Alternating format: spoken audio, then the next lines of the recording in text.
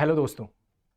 Imagine कीजिए हमारे पूरे विश्व में एक ऐसी कंट्री या ऐसी जगह जहां पे जो भी टीनेजर्स स्पेशली जिनकी उम्र 16 साल से कम हो उनको टिकटॉक, स्नैपचैट, रेडिट और इंस्टाग्राम इनका एक्सेस ही नहीं दिया जाए।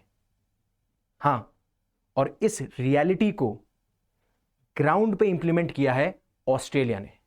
और ऑस्ट्रेलिया ऐसा पहला देश बना है जो एक ऐसा कानून लेके आया है, एक ऐसा लेजिस्लेशन लेके आया है जिसके तहत यह स्टेप लिया गया। अब बात यह है कि ये जो स्टेप लिया गया है ऑनलाइन डेंजर के खिलाफ, जिस तरीके से आपको पता है कि ऑनलाइन सेफ्टी एक बहुत बड़ा इशू बन चुका है आज के प्रेजेंट टाइम्स में, तो क्या ये उसी डायरेक्शन में है या फिर ये बैकफायर करेगा?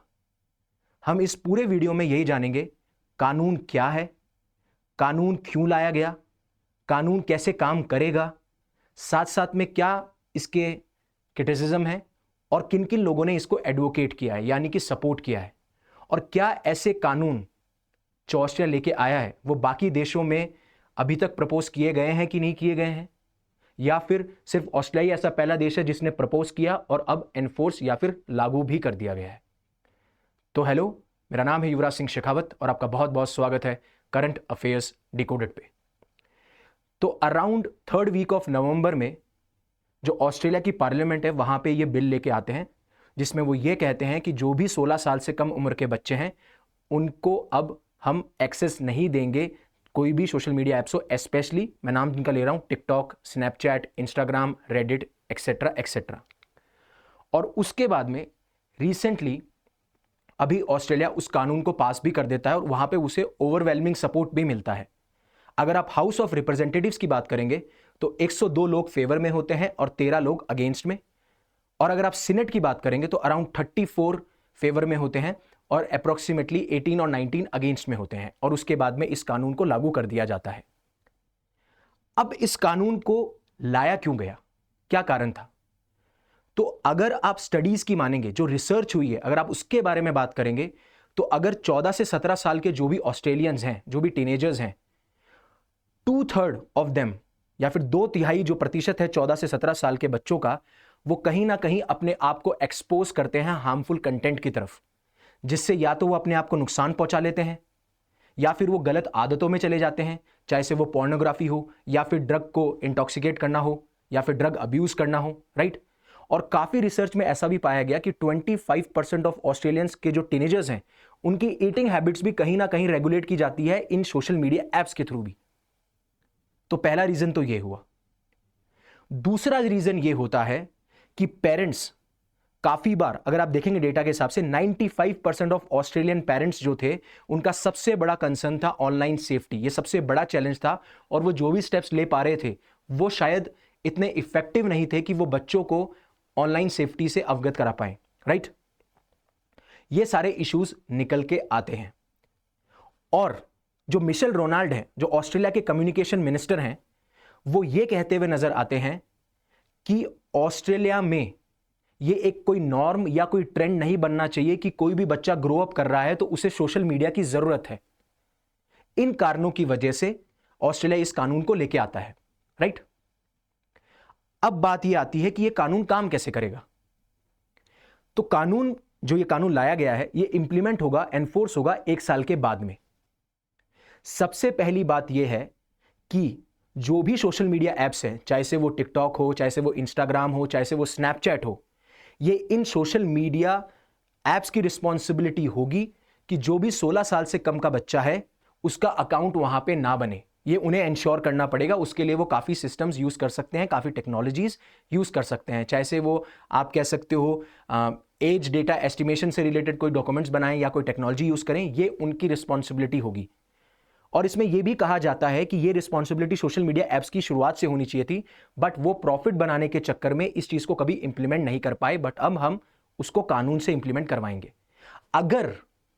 अगर ये सोशल मीडिया एप्स इन रूल्स से कंप्लाई नहीं करती, इन रूल्स से को इंप्लीमेंट नहीं करती, तो इनको ऑस्ट्रेलियन $50 मिलियन देने पड़ेंगे एज ए फाइन। लेकिन यह चीज 1 साल के बाद में लागू होगी। हम यह भी जानेंगे कि सोशल मीडिया कैसे इन सारे जो लॉज लाए गए हैं, ये जो लॉज लाए गए हैं उसके जो प्रोविजंस हैं उसके खिलाफ प्रोटेस्ट करती हुई नजर आ रही हैं। तो पहला तो ये है। दूसरा ये है कि जब आप एज वेरीफाई कर रहे हो तब आप सेंसिटिव आईडीज, यानी कि जो आईडीज गवर्नमेंट ने इशू की है, चाहे से वो ड्राइवर्स लाइसेंस हो या फिर वो पासपोर्ट हो, आप उनको यूज नहीं कर सकते क्योंकि कहीं ना कहीं प्राइवेसी का कंसर्न है। ये सारी चीजें निकल के आती हैं इन प्रोविजंस के अंदर। अब सपोर्ट कहां आता है? अगर मैं सपोर्ट की बात करूं तो सपोर्ट आता है जब ऑस्ट्रेलियन प्राइम मिनिस्टर ये कहते हैं, एक तो ये नॉर्म नहीं बनना चाहिए कि हमारे बच्चे ऐसी इस तरीके से ग्रो अप हों कि सोशल मीडिया उनका पार्ट बन जाए when it comes to children under 16 years of age. पहली चीज ये। दूसरा, जिस तरीके से बच्चे ऑनलाइन प्रेजेंस हैं उनकी, और जिस तरीके से वो अपने आप को एक्सपोज कर रहे हैं इस हार्मफुल कंटेंट की तरफ जो कि अनफिल्टर्ड है, राइट? कोई गाइडलाइंस नहीं है, कोई रेगुलेशंस नहीं है, आपको पता नहीं है, कभी भी आप कोई से भी कंटेंट के साथ में एक्सपोज हो सकते हैं, तो वो भी कहीं ना कहीं आपको इफेक्ट करता है। कुछ लोग ड्रग्स को यूज करना चालू कर दिया है, जिसे हम ड्रग्स अब्यूज कहते हैं। कुछ लोग ईटिंग हैबिट्स में उनके चेंज आ चुका है। कुछ लोगों की जो लाइफ है, राइट, जो लाइफ है वो सोशल मीडिया से रन हो रही है। और ऐसा ही एक यूपीएससी के ऐसे के पेपर में भी क्वेश्चन आया था सोशल मीडिया से रिलेटेड, वहां पे भी आप इस चीज को यूज कर सकते हो अगर आने वाले टाइम पे सोशल मीडिया का क्वेश्चन आता है तो, राइट? तो ये सारी चीजें बात करते हुए नजर आते हैं। वहीं पे पेरेंट्स के लिए जो कंसर्न बना हुआ था ऑनलाइन सेफ्टी का, वो भी कहीं ना कहीं इससे एक इफेक्टिव सॉल्यूशन है, जिससे कि जो पेरेंट्स के लिए जो चैलेंज था उस चैलेंज को अब ओवरकम कर पाएंगे। बट क्रिटिसिज्म क्या आता है? पहला क्रिटिसिज्म ये आता है पॉलिटिकल एनालिस्ट की तरफ से कि ऑस्ट्रेलिया में अभी मई में इलेक्शंस आने वाले हैं और वो चाहते हैं कि अपने वोट बैंक में उन पेरेंट्स को भी शामिल कर लें जो पेरेंट्स इस ऑनलाइन सेफ्टी के इशू से अभी तक गुजर रहे थे, या फिर जो अपने बच्चों को प्रिवेंट नहीं कर पा रहे थे when it comes to exposing them to online content. पहली चीज तो इलेक्शन की निकल के आती है। दूसरा ये निकल के आता है कि आप तो ये सोच रहे हो कि आप बच्चों को हार्मफुल कंटेंट से, अनफिल्टर्ड कंटेंट से बचा रहे हो, बट कहीं ये उनको आइसोलेशन में ना ले जाए। स्पेशली वनरेबल कम्युनिटीज, जैसे वो LGBTQ कम्युनिटीज हों या फिर कुछ ऐसे बच्चे जो कि इंट्रोवर्ट होते हैं, जो बाहर जाके मतलब ग्रुप्स नहीं बनाते, खेलते नहीं हैं, उनके खिलाफ कहीं उनको ये आइसोलेट ना कर दे। और ऐसा कुछ मेंटल हेल्थ एक्सपर्ट्स ने भी कहा है। तो ये सारे इश्यूज निकल के आते हैं जब हम क्रिटिसिज्म की बात करते हैं तो, राइट? अब इंपॉर्टेंट है कि सोशल मीडिया जाइंट्स क्यों फाइट बैक कर रही हैं। सोशल मीडिया जाइंट्स क्या कह रही हैं कि ये जो कानून है ये उसके खिलाफ ये कहीं ना कहीं प्रोटेस्ट करते हुए नजर आते हैं।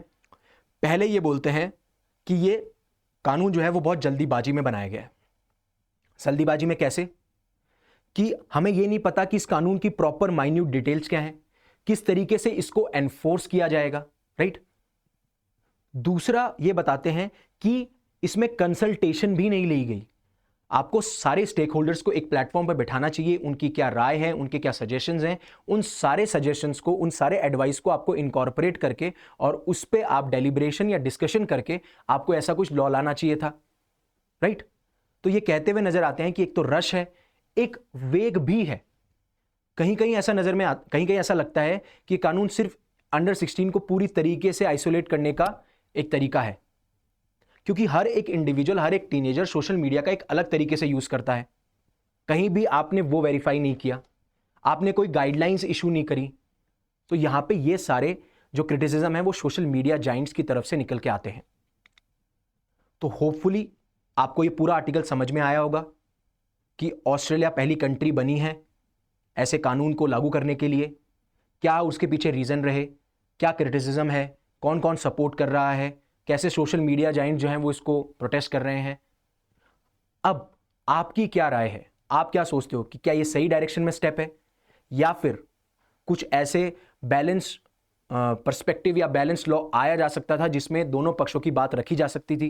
क्या आपको वो लगता है, राइट? तो आप प्लीज कमेंट सेक्शन में बताइएगा।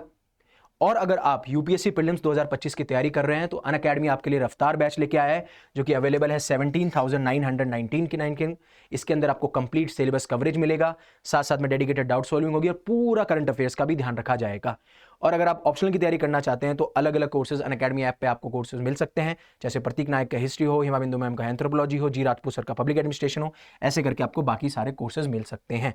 और वैसे ही आइकॉनिक सब्सक्रिप्शन है जिसमें आपको live mentorship program, GS PDF books, dedicated doubt solving, dedicated mentorship, वो सारी प्रोवाइड की जाती है। सो होपफुली आपको ये लेक्चर पसंद आया होगा। पसंद आया तो प्लीज़ इसे लाइक कीजिए, राइट। और प्लीज़ आपके कोई भी सजेशंस है, कोई भी एडवाइस है, कोई भी आप जो राय रखते हैं वो कमेंट सेक्शन में बताइए, उससे मुझे बहुत एनकरेजमेंट मिलता है। और अगर इस लेक्चर ने आपकी लाइफ में वैल्यू ऐड करी, आपको लगता है कि ये किसी और की लाइफ में वैल्यू ऐड कर सकता है, तो प्लीज़ इसे शेयर कीजिए और ऐसे ही रेगुलर कंटेंट के लिए हमारे चैनल को सब्सक्राइब कीजिए। Again thank you very much for giving me your precious time. Stay safe, stay happy.